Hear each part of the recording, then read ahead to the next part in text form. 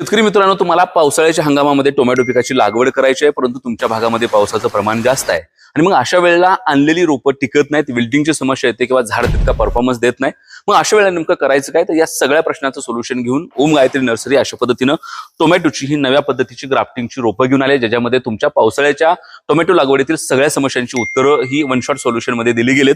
तुम्ही माझ्या पाठीमागे बघता ही ग्राफ्टिंगची रोपं अशा पद्धतीनं तयार करायला चालू आहेत. ओम गायत्री नर्सरीमध्ये गेल्या अनेक वर्षापासून अतिशय कंट्रोल क्लायमेटमध्ये हायजेनिक पद्धतीनं ही रोपं अशा पद्धतीनं तयार केली जातात. आता हे ग्राफ्टिंगचं रोप म्हणजे नेमकं काय? तर हे बघा, हे अशा पद्धतीनं जंगली वांग्याचं रोप आहे आणि या रोपाला अशा पद्धतीनं या ठिकाणी अतिशय हायजेनिक पद्धतीने इथून कट केलं जातं आणि कट करून त्याच्यावर तुम्ही सांगाल त्या किंवा तुम्ही ज्याचे बुक केले रोप त्या टोमॅटोच्या त्या वानाचं जे काही रोप आहे ते अशा पद्धतीनं ग्राफ्ट केलं जातं आणि या दोन्हीच्या मिश्रणातून अशा पद्धतीनं हे बघा, हे टोमॅटोचं रोप त्या ठिकाणी ग्राफ्टिंगचं तयार होतंय. याच्यामध्ये हा जो खालचा भाग आहे तो जंगली वांग्याचा आहे आणि वरचा भाग आहे तो तुम्ही सांगितलेला किंवा तुम्ही बुक केलेल्या टोमॅटोच्या वानाचा आहे.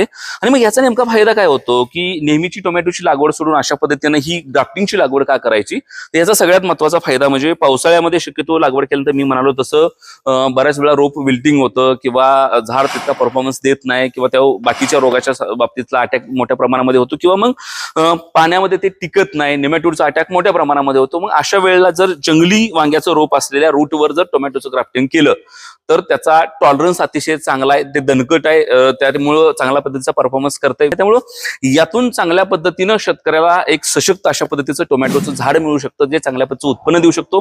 याची अजून एक गंमत आहे की याच्यामध्ये नेहमीची जी टोमॅटोची तुमची लागवड आहे त्याच्यापेक्षा या अशा पद्धतीच्या ग्राफ्टिंगच्या रोपाची जी काही लागवड आहे ती 3, 4, 5 महिने चांगल्या पद्धतीनं शेतकऱ्याला सलग नेहमीच्या टोमॅटोपेक्षा जास्तीचं उत्पन्न देते. आणि दुसरं महत्वाचं म्हणजे झाडाचं जर एकरी अवरेज तुम्ही काढलं तर एकरी अवरेज मध्ये देखील अतिशय मोठ्या पद्धतीचा फरक पडतो, कारण हे अनेक दिवस चालत राहतं, सतत चालत राहतं आणि झाड दणकट असल्यामुळं झाड कुठेही कमकुवत होत नाही. त्याच्यामुळे कुठेतरी जे काही अवरेज आहे ते अवरेज देखील जास्तीचं निघते. त्यामुळे एका बाजूला उत्पादनाचा खर्च कमी आणि दुसऱ्या बाजूला मोठ्या प्रमाणामध्ये उत्पन्न, असा दुहेरी फायदा असलेलं हे ग्राफ्टिंगचं रोप जर तुम्हाला खरेदी करायचं असेल तर ओम गायत्री नर्सरी हा त्याच्यासाठीचा अतिशय उत्तम पर्याय आहे. महाराष्ट्रातली सर्वाधिक लोकप्रिय असलेली, महाराष्ट्रातली सर्वाधिक मोठी असलेली, मोठ्या संख्येने रोपांची निर्मिती करणारे आणि त्यापेक्षा महत्त्वाचं म्हणजे कंट्रोल क्लायमेट, हायजेनिक पद्धतीने रोपांची निर्मिती, मॅनेजमेंट उत्तम आणि कोकोपीटची मीडियाची तयारी बाप अशा पद्धतीनं काम करणारी ओम गायत्री नर्सरी, ज्याची रोपाची क्वालिटी मला दिसेल.